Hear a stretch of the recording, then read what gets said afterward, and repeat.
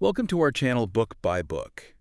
We're diving into a really special one today, a book that's just beautiful to look at, but more than that, it feels like, well, like a guide for finding a bit of quiet in this crazy, fast world we live in. Mm-hmm. If you're listening and maybe feeling, constantly busy but not really connected, Hmm. this summary is definitely for you. We're looking at the Book of Gifts. Yeah, and it feels so necessary right now, doesn't it? We're always kind of pushed to measure ourselves by how fast we are, what we produce, what we own. Right. And the Book of Gifts, it's like an anchor. It pulls us out of all that noise back to something simpler, more present. It really is a kind of gentle pushback against all the distraction. So let's cover the basics first.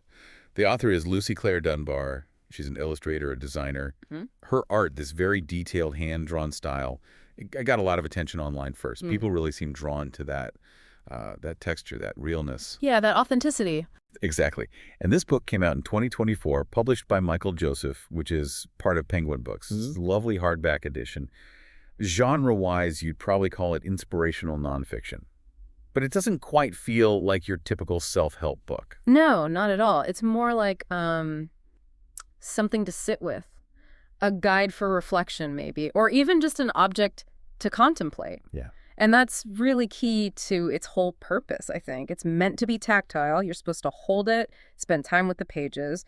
And, importantly, it's designed to be given as a gift, a physical thing. Oh, okay. It's directly challenging that habit we have now, just scrolling past everything, even the meaningful stuff. Dunbar's whole point is about shifting our attention, actually gifting our attention. Gifting attention. I like that phrase. She argues that just really focusing on ourselves, on someone else, on the little surprising things around us, that act of attention is, well, maybe the most generous thing we can do. That really flips the script, doesn't it? Because we're so used to thinking of attention as like a currency, something we trade for clicks or likes. Exactly. And the book sets this up right away. There's this one illustration. It's a hand just gently holding out a tiny bird. And the words with it are, "We are gifted when we offer kindness without seeking return." Wow. You see that, you read that, especially if you've had a hectic day, it just stops you in your tracks. That mix of the soft visuals and the challenging idea, it forces you to pause, take a breath, and think about where your energy's actually going. Yeah, that image really captures the core idea of the whole book, doesn't it? Sounds simple, but when you start thinking about applying it, it's huge. It is. The central idea is basically that life itself is generous. It's constantly offering us gifts all the time. But we only really see them if we learn to tune out the noise, and maybe stop trying so hard to control every little outcome. Instead, it's about opening our hands, literally and metaphorically, opening them in generosity and presence and with real gratitude. It's about learning to receive what's already there. So these gifts she's talking about, they're not necessarily the big promotions or the new car, the stuff we usually tick off a list. No, not usually. They're often quiet, subtle, easy to miss, like a stranger smiling at you, and it just lifts your day for a second. Or the smell of rain after a dry spell. Or just watching the seasons change, that reliable cycle. Right. Or even, and this is important, that slow, quiet feeling of healing after you've lost something significant. Dunbar uses her art to sort of elevate these ordinary things, showing that when we offer our kindness or our presence or our love, we simultaneously open ourselves up to receiving these other gifts back, meaning connection, sometimes possibilities we didn't even see coming. Okay, let's dig into that shift a bit more, because it really does push against, decades of how we're told to think about self-improvement in the West, right? Right. If we stop measuring our lives by the job titles, the achievements, the stuff we collect, Yeah. the usual ways we define success, how does this actually change how we value our own lives? That's the heart of it, really. It's the book's kind of core psychological move. We're so conditioned to measure ourselves by what we've done or what we're going to get. Dunbar suggests switching that entirely. Measure life by what you give and what you receive. Give and receive. Yeah, and that shifts the whole focus. Instead of constantly striving, that exhausting climb for the next goal, it shifts towards belonging, finding peace and connection right where you are now. It moves us away from just accumulating things, whether it's money or status, towards gifting our presence or attention. And maybe most importantly, it shifts us from just rushing through life to actually purposefully finding moments of real rest. That idea of belonging instead of striving, I can see how that would really hit home for people feeling caught in that comparison trap, especially with social media constantly showing everyone else's highlight reel. Oh, absolutely. It's meant as a direct counter. The book's physicality, the art, the way it makes you slow down, it's all designed to provide friction against that endless, meaningless scrolling. It trains your eye, and maybe your heart too, to notice those invisible gifts that just fly past when we're busy checking notifications or planning the next thing. So if we really commit to this way of seeing things, the book lays out, what, 6 key lessons? All beautifully illustrated, tied to these short reflections. Let's start with the first one, recognizing the everyday gifts. Right, this is where the practice begins. It's about cultivating the habit of noticing. Dunbar's really clear. If you're just waiting around for the big, flashy milestones, you're basically missing almost everything life is offering you moment to moment. Yeah. And the art helps with that. It zooms in on tiny details, like there's an illustration of autumn leaves falling, just drifting down, and the caption is simple. Even change has its gentle gifts. It sort of forces you to acknowledge without judgment that there's generosity even in cycles we might find difficult, like change or letting go. I find that one particularly tough, When you're stressed, rushing around, maybe late for work, juggling kids, your brain is just full. How do you even see the robin singing outside the window when everything inside is screaming about deadlines? Well, the book suggests you don't force it exactly. It's more about building the habit of slowing down just for a microsecond, enough for the moment to actually register. It's about weaving tiny pause moments into your day. Microseconds. Okay. The gift isn't demanding a huge chunk of your time, just a sliver of attention. If we see the morning rush as just this negative thing we have to battle through, we miss the fact that even taking one deep, conscious breath is a gift in that moment. So it's less about the thing itself and more about our internal act of noticing it. That's what makes it a gift. Exactly. There's a nice analogy for it. Think of a small gift, like a pebble dropped into a big pond. If you're just rushing past the pond, totally focused elsewhere, the water looks flat, unchanged. But if you pause, just for a second, and notice that pebble hitting the water, you see the ripple spread out. Yeah. Noticing the gift creates that ripple of gratitude or awareness inside your own mind. It changes your internal landscape. Okay, so lesson 1 is noticing. Then lesson 2 moves into action. Give without expecting return. This takes us back to that image you mentioned earlier, the hand offering the bird. It does. And this is where the philosophy really bumps up against our usual transactional way of thinking. Giving your time, your focused attention, or just a genuine act of kindness without needing anything back, not even a thank you. Sometimes that act itself is deeply transformative for the giver. The art often uses images like open hands or maybe people sitting together on a shared bench. It's not just pretty, it's symbolizing that openness, that trust. Dunbar really emphasizes that the real reward, the personal growth, happens in the offering, not necessarily in how it's received. But let's be honest here. If I say, write a thoughtful, handwritten note to someone I appreciate, like the book might suggest, isn't there a part of us that naturally waits for a response? An email back, maybe? Or you feel a bit awkward if it just goes into the void. Don't we risk people thinking we're just fishing for praise? That's a really valid point, and the book doesn't shy away from that tension. The instant we mentally attach a string expecting something back, it stops being a true gift and becomes, well, a transaction. Right. Yeah. The way to try and overcome that instinct, according to this philosophy, is to shift your focus entirely to the internal return. The feeling you get, the warmth, the sense of connection, the simple good feeling inside you from expressing that kindness, that is the immediate reward. It's already happened. So you don't actually need the reply because the gift fulfilled its purpose for you in the moment you gave it. Exactly. Transformed you. That shifts the whole dynamic away from the other person's reaction and onto your own internal state. It's like that analogy of planting a seed. You focus on preparing the soil, knowing the act of planting is valuable in itself, whether or not you're the one who sees the tree grow tall later. I like that. Focusing on the soil, not just waiting for the fruit. Precisely.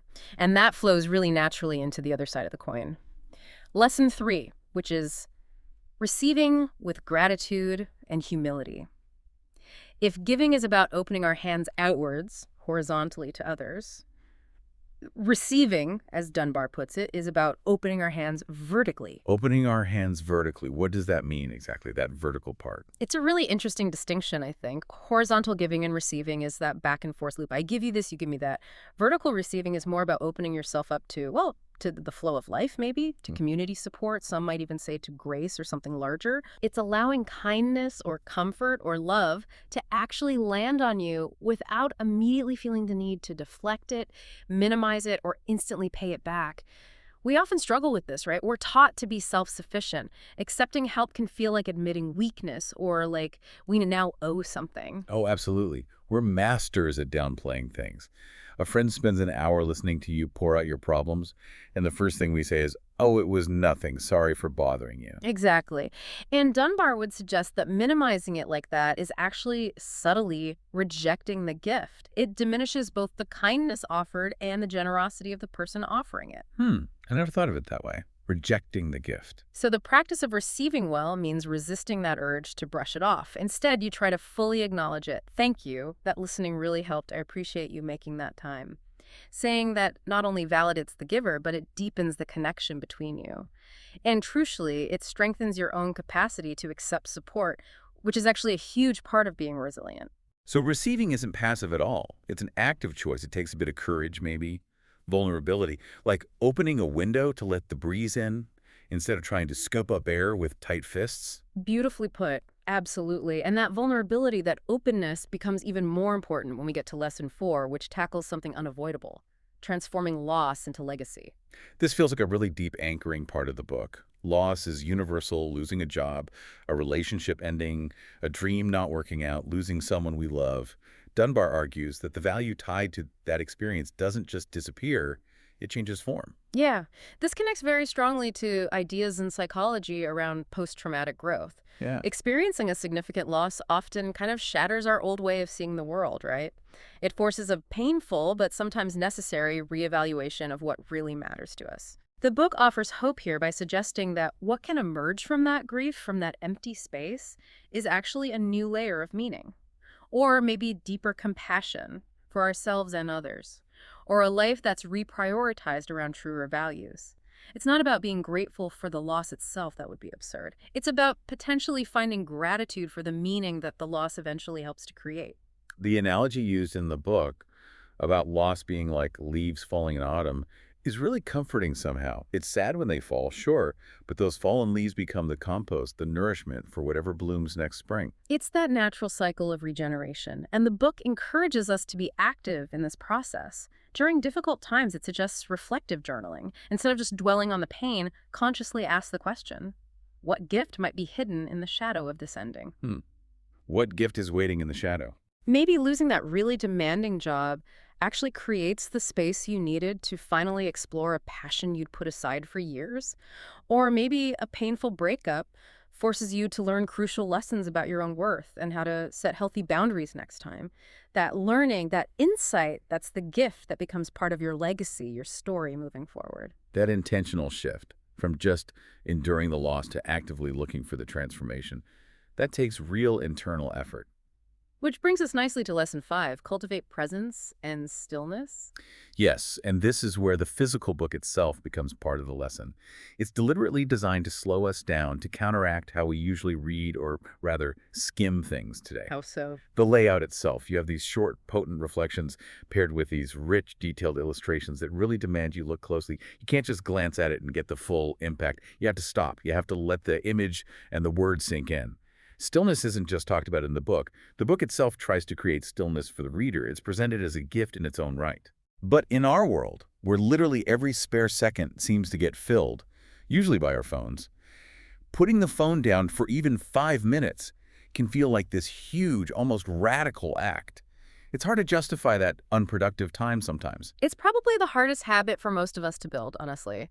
The book offers a very practical starting point, though, like a little doorway into it. Just choose one page, any page, sit with it for 5 minutes, phone completely out of sight, out of reach. Just 5 minutes. Just 5 minutes. That tiny repeated pause starts to train your nervous system, helps it tolerate quiet again. It allows your awareness to shift just briefly from all the external demands back to your own internal reality. It's like a mini meditation baked into the day. And the book describes presence not as like having a totally empty mind, but as finding that space between breaths, where awareness can gather and a sense of calm can actually emerge. Exactly that space, that intentional slowing down. And that's where you suddenly find you have the capacity again to actually notice those everyday gifts we talked about in lesson 1. If you're rushing, they're invisible. If you manage even brief moments of stillness, they become much harder to miss. So that internal stillness then naturally leads outwards to lesson 6. Share gifts with others. It multiplies. This feels like the step that makes the whole philosophy a living thing, not just something you think about. Right. The core principle here is that generosity isn't like a bank account that gets depleted when you spend it. When you share a gift, whether it's hope or attention or a tangible act of kindness, it doesn't lessen your supply. It actually circulates, it ripples outwards, and it ends up creating more light, more positivity in the shared space. It really challenges that scarcity mindset that underlies so much of how we think about resources, even emotional ones. Given the book's message, the most straightforward way to apply this is probably just sharing the book itself, right? Gifting it to someone who seems like they could use that message of hope or that nudge towards stillness. That's definitely one way. Or thinking digitally, maybe sharing one specific illustration that resonated with you online. And maybe tagging someone, not in a superficial way, but with a genuine note of gratitude or encouragement. The point is to be an active part of the circulation. Keeping the gifts alive. Yeah, because a gift that's just held onto tightly or kept secret kind of loses its energy. It stops creating those ripples. There's a lovely analogy for this, too. A single candle in a dark room doesn't become dimmer by lighting other candles. It just makes the whole room brighter for everyone. Exactly, it expands the light. So those 6 lessons together, they really form a complete way of thinking about living a more connected, maybe more meaningful life. But to really grasp the full weight of this, we need to look a bit closer at the structure Dunbar uses, and especially at her own story. Lucy Claire Dunbar's personal journey is, well, it's quite something. Okay, let's start with the structure first. You mentioned the book outlines a kind of practical rhythm, the gift cycle. Yes, the gift cycle. It's a really simple but powerful loop you can consciously practice. Notice, give, receive, gratitude, repeat. Notice, give, receive, gratitude, repeat. It takes gratitude from just being a feeling you sometimes have and turns it into an active, ongoing practice. You notice what life offers. You consciously give your attention or kindness. You allow yourself to receive kindness from others and also receive that internal reward from your own giving. You express gratitude for that flow, and then you intentionally repeat it day after day. It becomes this self-reinforcing cycle of awareness and connection. And the fundamental structure each page is that combination. Art plus reflection, pause. It's designed to make you stop. Absolutely. Every single page is trying to create a tiny space for meditation, for reflection, and the book organizes these gifts around really universal themes: love, friendship, courage, memory, kindness, self-love, hope. So no matter what you're going through, what season of life you're in, there's likely a page, an image, a thought in there that speaks directly to your current experience. Okay, now, you said her personal story is really important here. This is where it gets really interesting, right? It provides the context, the proof for this whole philosophy. Tell us about Lucy Claire Dunbar's journey. Her story is just, wow. It's a powerful example of living the very lessons she shares. So Dunbar was diagnosed with type 1 diabetes, and at one point she experienced a health crisis related to it that led to her temporarily losing her eyesight. Losing her eyesight. As a visual artist. Imagine, for someone whose entire life, profession, and way of connecting with the world is through seeing. That's devastating. I can't even. That must have felt like everything was just wiped out. Her path, her identity. It must have been a time of incredible fear and loss. But crucially, that moment became the turning point. It became the catalyst for this incredible discipline she developed. She realized that while she couldn't control her health outcome completely, she could control her daily actions, her daily practice.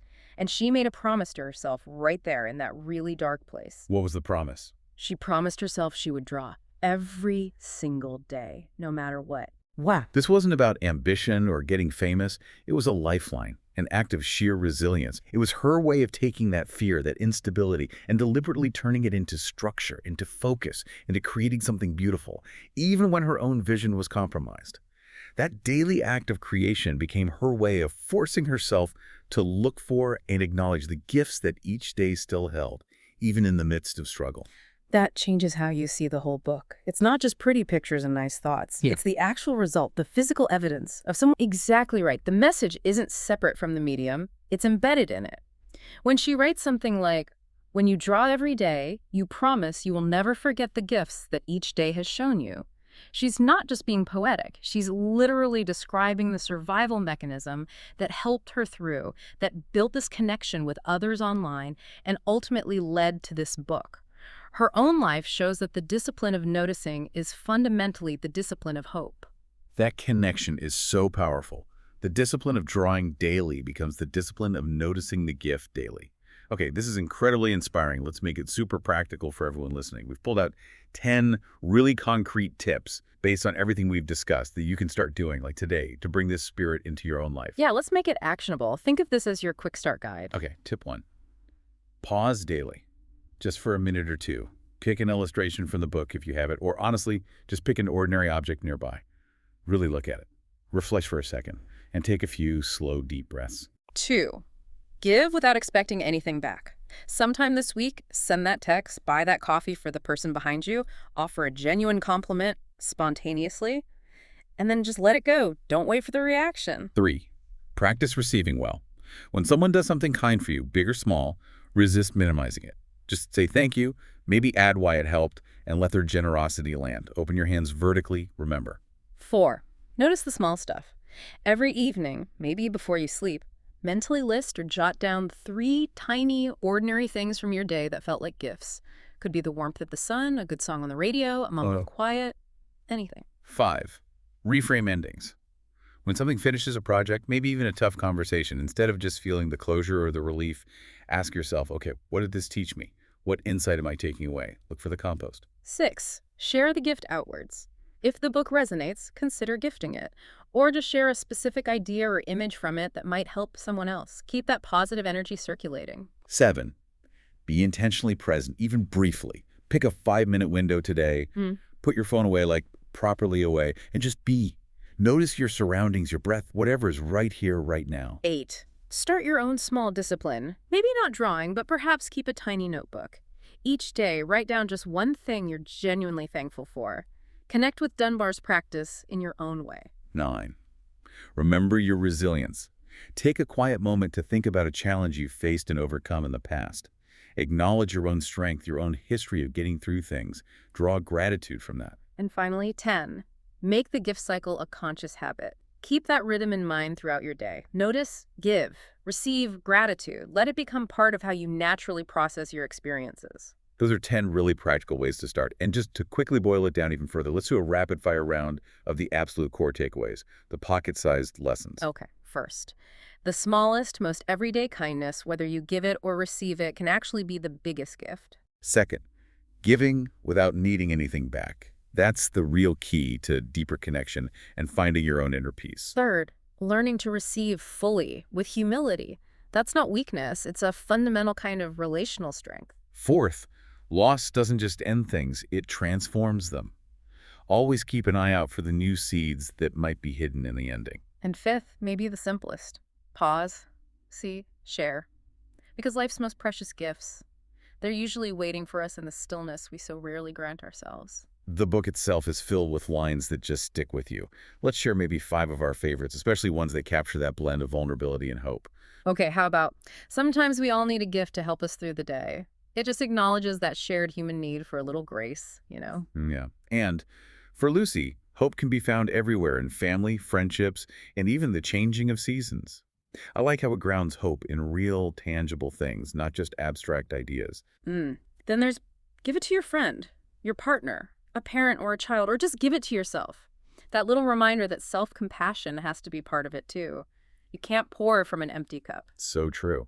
And the one that connects directly to our own discipline. Yeah. When you draw every day, you promise you will never forget the gifts that each day has shown you. That link between practice and noticing. And maybe ending with the invitation on the cover. If you need courage, hope, or love, find it here. It positions the book itself as a companion, a source of comfort. So wrapping this all up, Yeah. what's the final word on the Book of Gifts from our summary today? It really feels like it offers this incredibly practical yet profound shift in perspective. It encourages us to stop seeing life as just this frantic to-do list we have to conquer, Right. and start seeing it instead as this continuous flow of gifts, big and small, just waiting for us to notice and appreciate them. It really champions depth over just speed. It nudges us towards being okay with vulnerability. And it gently insists that our real value comes from being present, connected, and generous, not just from constantly doing and acquiring more stuff.